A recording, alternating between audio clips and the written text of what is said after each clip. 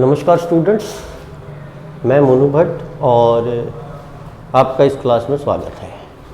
देखिए, last class में हम लोगों ने एग्रीगेट डिमांड और एग्रीगेट सप्लाई से रिलेटेड जितने भी न्यूमेरिकल्स थे वो मैंने आपको बता दिए थे कि भाई ये न्यूमेरिकल्स हैं जो आपके एग्ज़ाम के पॉइंट ऑफ व्यू से इम्पॉर्टेंट है और ये एग्ज़ाम में आ सकते हैं। ठीक है, अब हम अगली बात करने वाले हैं एक्सेस डिमांड की और डी एफिशिएंट डिमांड की।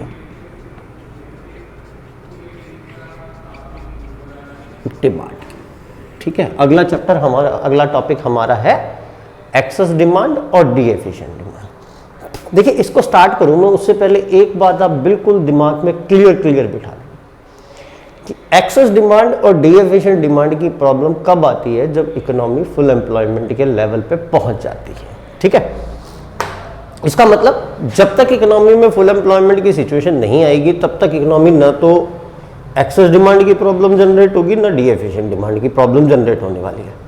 अब पहली समस्या हमारे सामने ये आती है कि भाई फुल एम्प्लॉयमेंट होता क्या है। ठीक है, तो फुल एम्प्लॉयमेंट वो एम्प्लॉयमेंट का लेवल है जहां पर जो व्यक्ति एग्जिस्टिंग वेज रेट पर काम करने के इच्छुक है, ठीक है, उन्हें काम मिल जाता है। समझ आई मेरी बात कि भाई जो व्यक्ति एग्जिस्टिंग रेट पर, वेज रेट पर काम करने को तैयार है और उन्हें अगर काम मिल रहा है तो ये सिचुएशन कौन सी सिचुएशन है? ये सिचुएशन फुल एम्प्लॉयमेंट की सिचुएशन है। पहली बात दिमाग में ये बिठाइए। ठीक है, तो क्या इसका ये मतलब है कि अगर फुल एम्प्लॉयमेंट की स्थिति इकोनॉमी में है तो अनएम्प्लॉयमेंट नहीं होगा? ये कथन भी सही नहीं है, ये स्टेटमेंट भी सही नहीं है, क्योंकि अगर इकोनॉमी में फुल एम्प्लॉयमेंट है तब भी इकोनॉमी में कुछ ना कुछ अनएम्प्लॉयमेंट रहेगा ही रहेगा, और वो अनएम्प्लॉयमेंट कौन सा होगा? वॉलंटरी होगा।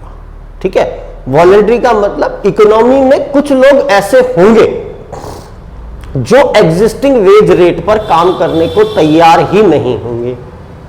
ठीक है, तो वो सिचुएशन रहेगी इकोनॉमी के अंदर कि फुल एम्प्लॉयमेंट की सिचुएशन में भी कुछ लोग ऐसे होंगे जो एग्जिस्टिंग वेज रेट पर काम करने को तैयार नहीं होंगे, तो उन्हें क्या बोला जाएगा?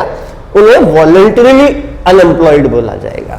तो इसका मतलब यह हुआ कि फुल एम्प्लॉयमेंट की सिचुएशन कभी भी जीरो अनएम्प्लॉयमेंट को नहीं बताती, वहां पर कुछ ना कुछ वॉलंटरी अनएम्प्लॉयमेंट होता ही है।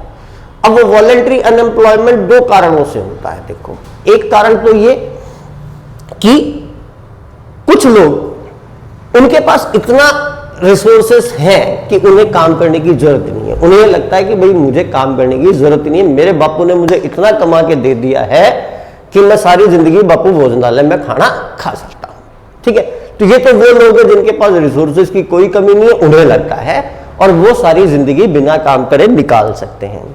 या फिर दूसरी स्थिति कौन सी हो सकती है? दूसरा कारण क्या हो सकता है वॉलंटरी अनएम्प्लॉयमेंट का?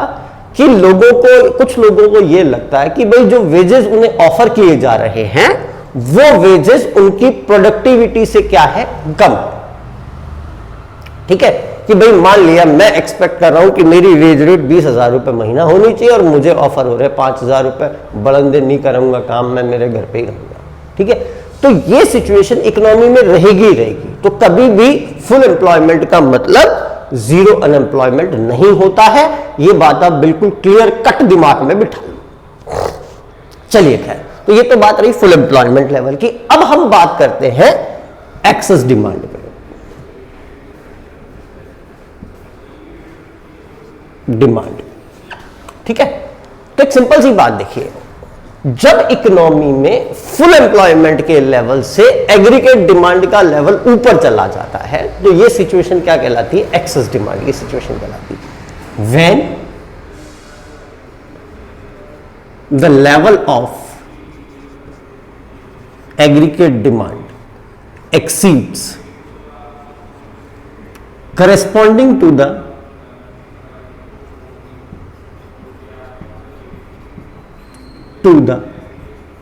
level of aggregate demand at full employment level.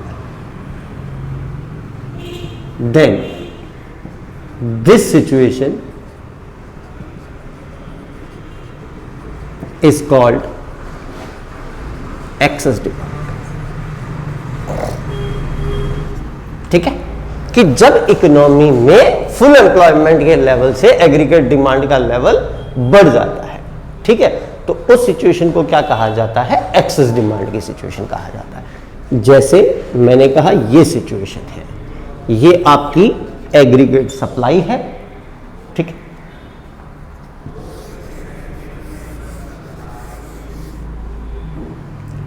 ये आपकी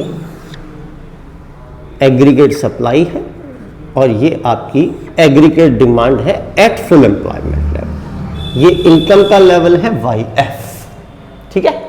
अब यहां से एग्रीगेट डिमांड का लेवल ऊपर चला गया, AD1 हो गया, और इनकम का लेवल Y1 हो गया। तो जब फुल एम्प्लॉयमेंट लेवल पर आने के बाद एग्रीगेट डिमांड का लेवल ऊपर चला जाता है, तो ये सिचुएशन क्या कहलाती है, एक्सेस डिमांड की सिचुएशन कहलाती है। यहां पर मैंने इनकम का लेवल लिया हुआ है और यहां पर एग्रीगेट डिमांड और एग्रीगेट सप्लाई को लिया हुआ है, ठीक है। अब तो एक्सेस डिमांड आपको समझ में आ गई कि जब इकोनॉमी में एग्रीगेट डिमांड का लेवल फुल एम्प्लॉयमेंट के लेवल पर आने के बाद बढ़ जाता है, तो ये सिचुएशन एक्सेस डिमांड की सिचुएशन कहलाती है, ठीक है। अब ये जो एक्चुअल एग्रीगेट डिमांड अभी है और aggregate demand at full employment level है, इस गैप को बोला जाता है इन्फ्लेशनरी गैप। क्या बोलेंगे हम इसको, इन्फ्लेशनरी गैप, ठीक है। तो सीधी सी बात क्या हो गई, इन्फ्लेशनरी गैप क्या हो गया, गैप क्या हो गया, aggregate demand, actual aggregate demand minus aggregate demand at full employment level, that is inflationary gap, ठीक। तो यहां तक बात हो गई कि भाई एक्सेस डिमांड क्या होती है और इन्फ्लेशनरी गैप क्या होता है। तो इन्फ्लेशनरी गैप वापस एक्सप्लेन कर रहा हूं, एक्चुअल एग्रीगेट डिमांड और aggregate demand at full employment level का जो डिफरेंस होता है, वो डिफरेंस क्या कहलाता है, आपका excess demand, sorry, inflationary gap कहलाता है, ठीक है। तो दो चीजें क्लियर हुई हमारी कि भाई एक्सेस डिमांड क्या होती है और इन्फ्लेशनरी गैप क्या होता है। अब हम आगे बढ़ते हैं।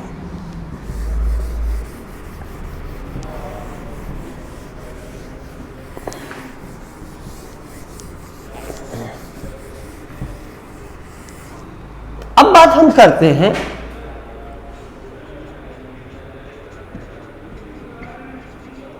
Of excess demand.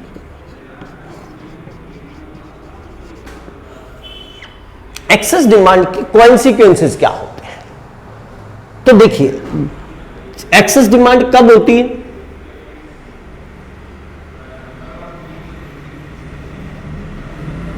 कि सिचुएशन में क्या होता है, एग्रीगेट डिमांड जो होगी, actual aggregate demand, that will be greater than aggregate demand at full employment level, ठीक है, कि एग्रीगेट डिमांड का जो एक्चुअल लेवल है वो फुल एम्प्लॉयमेंट की एग्रीगेट डिमांड से ज्यादा हो जाएगा। इट मींस इकोनॉमी में डिजायर्ड स्टॉक ज्यादा हो जाएगा, किससे, एक्चुअल स्टॉक से, ठीक है। यानी कि जब हमें जितना चाहिए उससे ज्यादा, वो ज्यादा होगा, जो एक्चुअल में हमारे पास है वो कम होगा।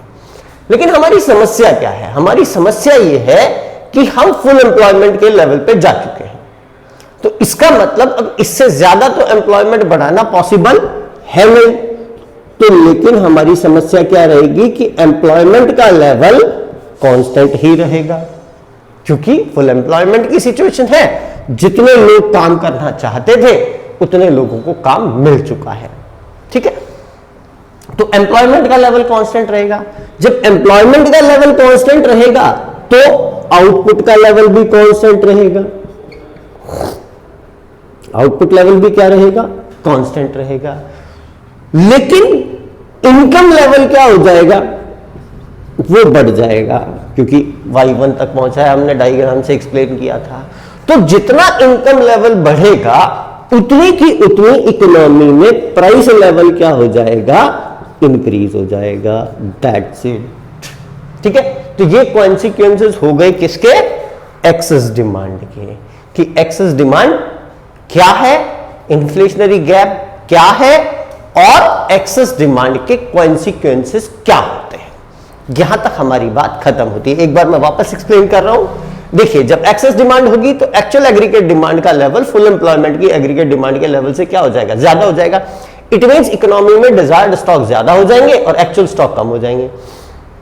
अब उसको हम सेटिस्फाई कर नहीं सकते क्योंकि एम्प्लॉयमेंट का लेवल कांस्टेंट है। जब एम्प्लॉयमेंट का लेवल कांस्टेंट है तो आउटपुट का लेवल भी कांस्टेंट रहेगा, बट इनकम लेवल क्या हो जाएगा, बढ़ जाएगा।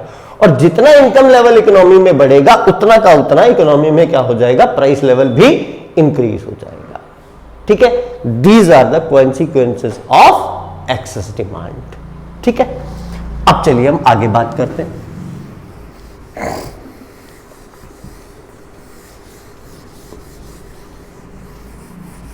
इसका जस्ट अपोजिट सिनारियो होता है डी एफिशिएंट डिमांड।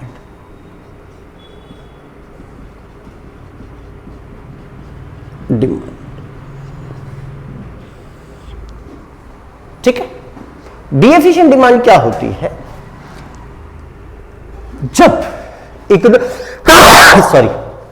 जब इकोनॉमी में फुल एम्प्लॉयमेंट के लेवल से एग्रीगेट डिक्रीज हो जाता है तो इस सिचुएशन को क्या बोला जाता है, डी एफिशिएंट डिमांड की सिचुएशन बोला जाता है। मैंने वापस एक्सप्लेन कर रहा हूं कि when the level of aggregate demand decreases at the level of full employment level, तो उस सिचुएशन को क्या कहा जाएगा, डी एफिशिएंट डिमांड कहा जाएगा। जैसे हम डायग्राम से समझते हैं, ये एग्रीगेट सप्लाई है, ये aggregate demand at full employment level है। ठीक है, यहां पर आपका इनकम लेवल है YF। ठीक है, मैंने यहां पर क्या ले रखा है, AD और AS दोनों लिए हुए हैं, यहां मेरा इनकम लेवल लिया हुआ है, कोई दिक्कत नहीं। अब इस लेवल से अगर इकोनॉमी में एग्रीगेट डिमांड का लेवल नीचे चला गया तो ये सिचुएशन क्या कहलाएगी, ये सिचुएशन कहलाएगी डी एफिशिएंट डिमांड की सिचुएशन। ठीक है, अब यहां पे इक्विलिब्रियम आया तो इनकम लेवल कितना हो गया, Y1। तो when the level of aggregate demand decreases from the level of full employment then this situation is known as deficient demand. ठीक है, और इन दोनों के बीच का जो डिफरेंस होता है वो डिफरेंस क्या कहलाता है, डिफ्लेशनरी गैप कहलाता है। ठीक है, कि the difference of aggregate demand at full employment level and aggregate demand eight actual level. ठीक है, कि actual aggregate demand at full employment level और एक्चुअल एग्रीगेट डिमांड लेवल के बीच का डिफरेंस क्या कहलाएगा, डिफ्लेशनरी गैप कहलाएगा। तो डिफ्लेशनरी गैप क्या हो गया, that is aggregate demand at full employment level minus actual aggregate demand, that will be known as deflationary gap कहलाएगा। ठीक है, एक बार को वापस समझते हैं। जब इकोनॉमी में एग्रीगेट डिमांड का लेवल फुल एम्प्लॉयमेंट के लेवल से डिक्रीज हो जाता है तो ये सिचुएशन किस नाम से जानी जाती है, डी एफिशिएंट डिमांड के नाम से जानी जाती है। ठीक है, और दोनों कंसर्निंग एग्रीगेट डिमांड के बीच का जो डिफरेंस होता है वो डिफरेंस किस नाम से जाना जाता है, डिफ्लेशनरी गैप के नाम से जाना जाता है। Is it clear? चलिए, तो यहां तक दो बातें हुई हमारी। पहली बात कि डी एफिशिएंट डिमांड क्या होती है और दूसरी बात डिफ्लेशनरी गैप क्या होता है। अब हम आते हैं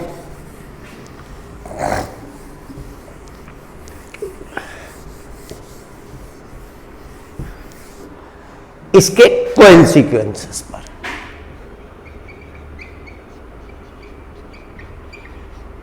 कॉन्सिक्वेंसेस क्या है? ठीक है, तो जो एक्सेस डिमांड के कॉन्सिक्वेंसेस है उसके जस्ट अपोजिट कॉन्सिक्वेंसेस किसके होंगे, डिफ्लेशनरी डी एफिशिएंट डिमांड के होंगे या डिफ्लेशनरी गैप के होंगे। देखिए, हमने कहा यहां पर क्या हो गया, एक्चुअल एग्रीगेट डिमांड किससे ज्यादा हो गई, aggregate demand at full employment level से ज्यादा हो, सॉरी कम हो गई है। ठीक है, क्या कह रहा हूं मैं, एक्चुअल एग्रीगेट डिमांड कम हो गई है किससे, aggregate demand at full employment level से। तो इससे क्या होगा इकोनॉमी में, इससे इकोनॉमी में डिजायर्ड स्टॉक कम हो जाएंगे किससे? एक्चुअल स्टॉक से। ठीक है, क्योंकि इकोनॉमी में फुल एम्प्लॉयमेंट है तो जो सप्लाई आएगी वो ज्यादा आएगी और डिजायर्ड स्टॉक क्या होंगे? कम होंगे। तो इससे जनरेट होगी इन्वेंट्री। इन्वेंट्री क्या हो जाएगी? क्रिएट हो जाएगी। ठीक है, इन्वेंट्री क्रिएट हो गई। तो इन्वेंट्री जब क्रिएट हो जाएगी तो प्रोड्यूसर क्या करेगा? प्रोडक्शन को या आउटपुट को वो क्या करेगा? डिक्रीज करेगा। ठीक है, जब आउटपुट को डिक्रीज करा जाएगा तो बट नेचुरल सी बात है एम्प्लॉयमेंट का लेवल भी क्या होगा? कम होगा। ठीक है, एम्प्लॉयमेंट का लेवल भी क्या हो जाएगा? डिक्रीज हो जाएगा। और जब एम्प्लॉयमेंट का लेवल डिक्रीज होगा तो सीधी सी बात है भैया इनकम लेवल भी क्या हो जाएगा? डिक्रीज हो जाएगा। That's it. ठीक है, तो ये कॉन्सिक्वेंसेस किसके हो गए? डी एफिशिएंट डिमांड के कॉन्सिक्वेंसेस हो गए। वापस एक बार एक्सप्लेन कर रहा हूं। कॉन्सिक्वेंसेस देखिए, actual excess deficient demand के केस में क्या होगा? जो एक्चुअल एग्रीगेट डिमांड है वो कम हो जाएगी aggregate demand at full employment level से। तो उसका इंपैक्ट क्या आएगा कि डिजायर्ड स्टॉक इकोनॉमी में कम हो जाएंगे और एक्चुअल स्टॉक इकोनॉमी में ज्यादा हो जाएंगे, जिससे क्या होगा? इन्वेंट्री क्रिएट होगी। इन्वेंट्री क्रिएट होगी तो उसका इंपैक्ट क्या आएगा? आउटपुट डिक्रीज होगा, क्योंकि पहले हम इन्वेंट्री क्लियर करेंगे तो इन्वेंट्री क्लियर करने के लिए हम आउटपुट को क्या करेंगे? डिक्रीज करेंगे। जब आउटपुट को डिक्रीज करेंगे तो एम्प्लॉयमेंट लेवल भी क्या होगा? डिक्रीज होगा। और जब एम्प्लॉयमेंट लेवल डिक्रीज होगा तो फिर इनकम लेवल भी क्या हो जाएगा? डिक्रीज हो जाएगा। So these are the consequences of deficient demand. ठीक है, तो आज हमने क्या पढ़ा? हम एक बार से वापस जाते हैं सारी चीजों पर। सबसे पहले हमने पढ़ा कि एक्सेस डिमांड क्या होती है। तो मैंने कहा कि जब इकोनॉमी में फुल एम्प्लॉयमेंट के लेवल पर आने के बाद एग्रीगेट डिमांड का लेवल बढ़ जाता है तो ये सिचुएशन क्या कहलाती है? एक्सेस डिमांड की सिचुएशन कहलाती है। एक्सेस डिमांड की सिचुएशन कहलाती है। उसके बाद हमने कहा कि इन्फ्लेशनरी गैप क्या होता है? तो जो भाई एक्चुअल एग्रीगेट डिमांड है और aggregate demand at full employment level है, उन दोनों के बीच का डिफरेंस क्या कहा जाएगा? इन्फ्लेशनरी गैप कहा जाएगा। ठीक है, उसके बाद हमने कहा भाई इसके कॉन्सिक्वेंसेस क्या होंगे? तो मैंने कहा भाई जब एक्सेस डिमांड होगी तो इकोनॉमी में डिजायर्ड स्टॉक ज्यादा हो जाएगा और एक्चुअल स्टॉक क्या हो जाएगा? कम हो जाएगा। तो इसका इंपैक्ट क्या आएगा? इसका इंपैक्ट ये आएगा कि भाई हम आउटपुट को तो बढ़ा नहीं सकते, क्योंकि जितने लोग काम करने के इच्छुक थे उनको हम काम दे चुके हैं। तो आउटपुट का लेवल कांस्टेंट रहेगा। जब आउटपुट का लेवल कांस्टेंट रहेगा तो एम्प्लॉयमेंट का लेवल भी कांस्टेंट रहेगा। जब एम्प्लॉयमेंट का लेवल कांस्टेंट रहेगा लेकिन इनकम का लेवल क्या हो जाएगा? इंक्रीज हो जाएगा।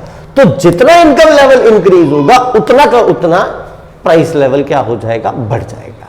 ठीक है, उसके बाद हम लोगों ने बात करी कि भाई डी एफिशिएंट डिमांड क्या होती है। तो मैंने कहा कि भाई जब इकोनॉमी में फुल एम्प्लॉयमेंट के लेवल पर आने के बाद एग्रीगेट डिमांड का लेवल नीचे गिर जाता है तो वो सिचुएशन किस नाम से जानी जाती है? डी एफिशिएंट डिमांड के नाम से जानी जाती है। और डी एफिशिएंट डिमांड के नाम से जानी जाती है। उसके बाद मैंने बताया आपको डिफ्लेशनरी गैप। तो मैंने ये कहा कि भाई जो फुल एम्प्लॉयमेंट की एग्रीगेट डिमांड है और जो गिरने के बाद यानी कि एक्चुअल एग्रीगेट डिमांड है, उन दोनों के बीच का डिफरेंस हमने नाम दे दिया डिफ्लेशनरी गैप का। फिर इसके मैं कॉन्सिक्वेंसेस पे बात करी तो मैं क्या कह रहा हूं कि भाई जब डी एफिशिएंट डिमांड होगी तो actual aggregate demand full employment की एग्रीगेट डिमांड से क्या हो जाएगी? कम हो जाएगी। कम हो जाएगी तो इकोनॉमी में डिजायर्ड स्टॉक क्या होगा? कम होगा और एक्चुअल स्टॉक क्या होगा? ज्यादा होगा। ठीक है, तो अब एक्चुअल स्टॉक जब ज्यादा है और डिजायर्ड स्टॉक कम है तो उस सूरत में क्या होगी? इन्वेंट्री क्रिएट हो जाएगी। जब इकोनॉमी में इन्वेंट्री क्रिएट हो जाएगी तो फिर प्रोड्यूसर क्या करेगा? प्रोड्यूसर आउटपुट में कट प्लान करेगा, यानी कि वो आउटपुट को क्या करेगा? डिक्रीज करेगा। जब वो आउटपुट को डिक्रीज करेगा तो बट नेचुरल सी बात है इकोनॉमी में एम्प्लॉयमेंट का लेवल भी क्या होगा? डिक्रीज होगा। जब एम्प्लॉयमेंट का लेवल डिक्रीज होगा तो फिर इकोनॉमी में इनकम का लेवल भी क्या हो जाएगा? डिक्रीज हो जाएगा। तो these are the consequences of deficient demand.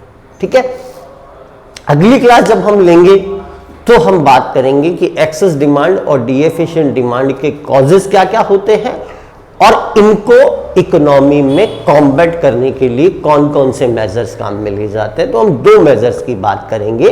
Number 1 हम बात करेंगे फिजिकल मेजर्स की which are adopted by the government, and second हम बात करेंगे मॉनेटरी मेजर्स की which are to be adopted by central bank in its monetary policy.